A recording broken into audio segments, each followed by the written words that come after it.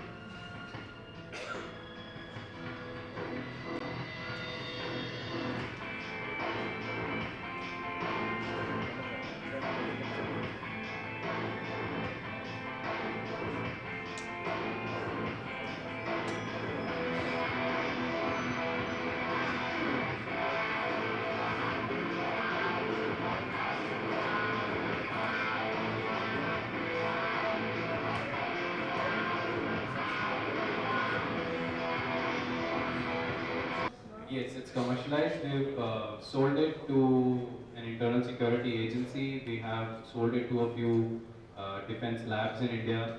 We are in interaction with a lot of other customers. We are in fact going to do a demonstration tomorrow, as day after tomorrow as well, to one of our end customers.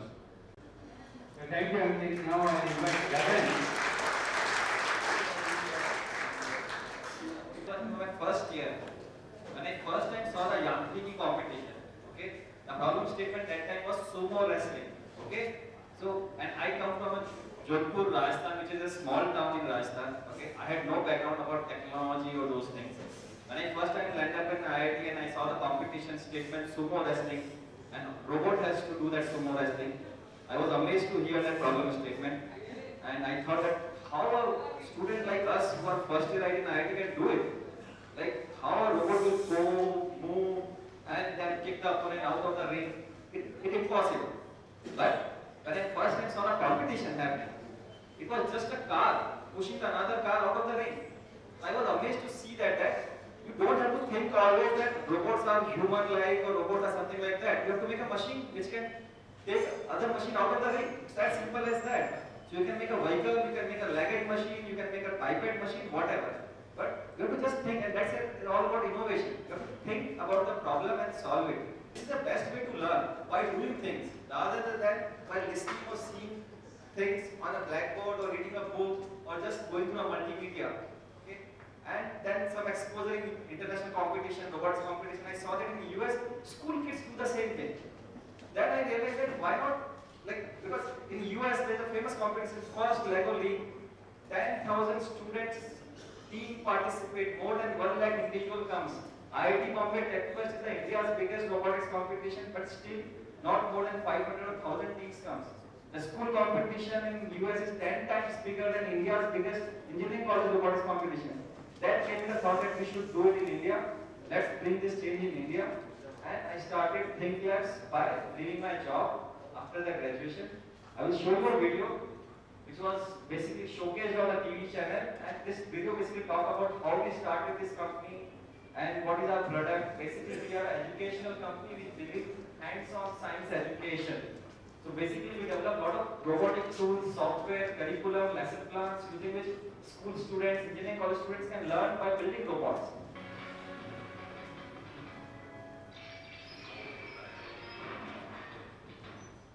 From the days of Robocop, let's face it, yes, we've all been fascinated by robots of all kinds.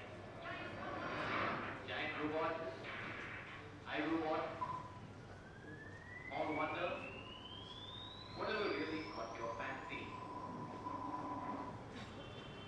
You must have reached an age where you are thinking of relaxing. You can always start a company all over again.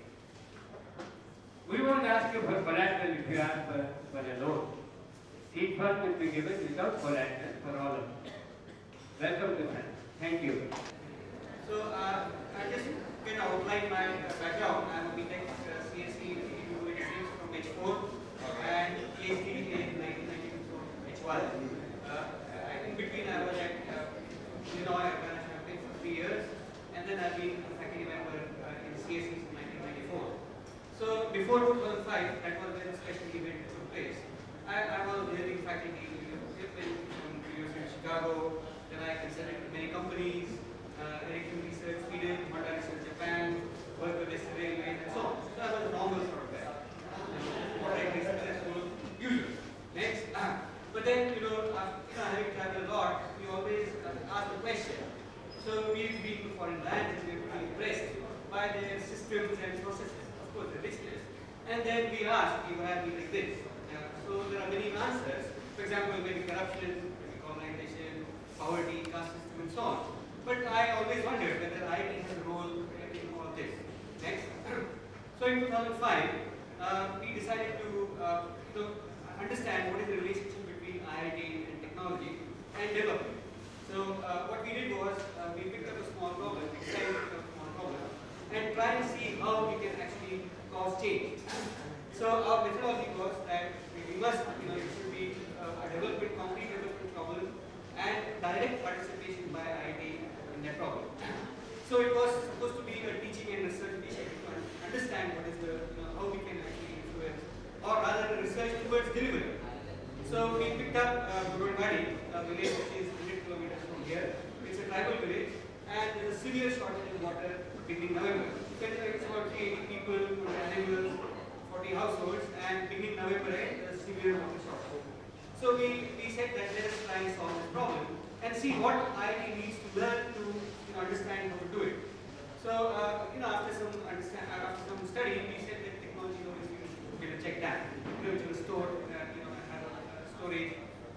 So our plan, we asked 3 questions. So first of all, is there adequate groundwater in those in not Taluka at all?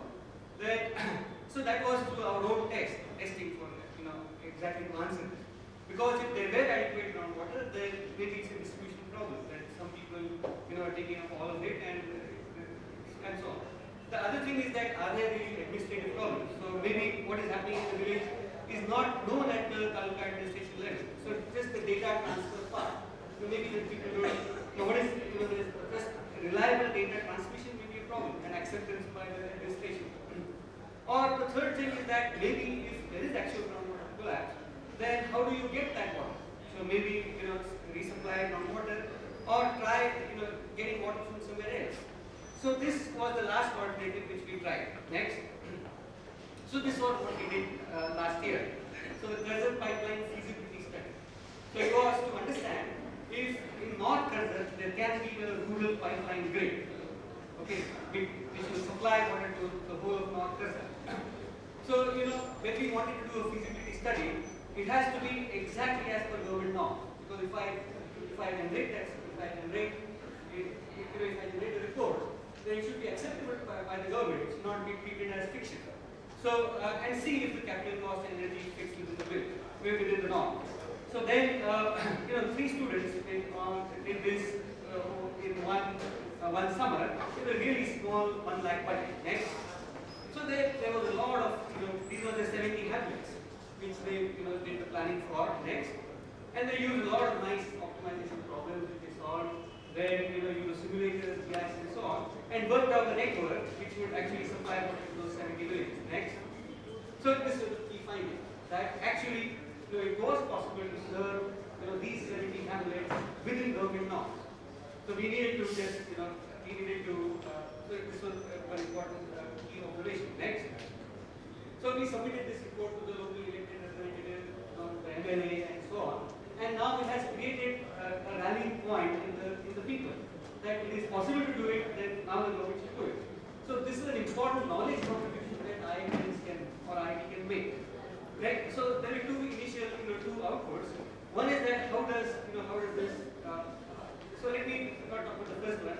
The second thing is that IIT can actually work as a consultant to rural India, solving their problems and their issues.